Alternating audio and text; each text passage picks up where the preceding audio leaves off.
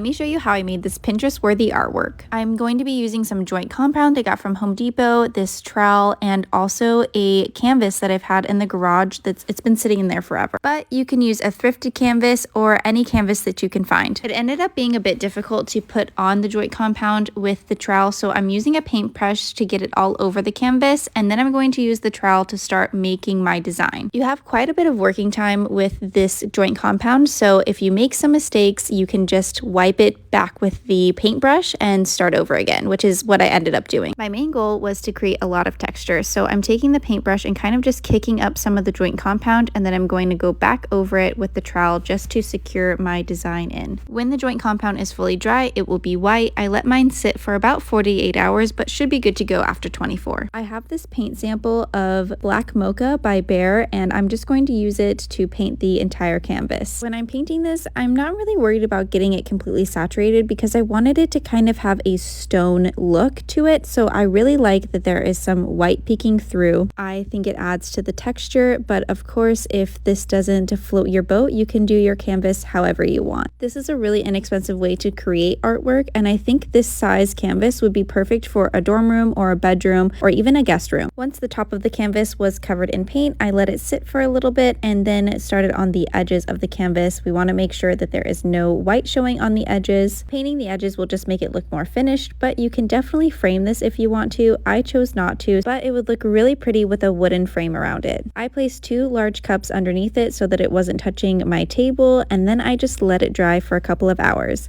Now it's time to hang it up. Share this video with a friend so that they can see how easy it is to make Pinterest-worthy artwork. Click that follow button and let me know in the comments if you would try this DIY at home.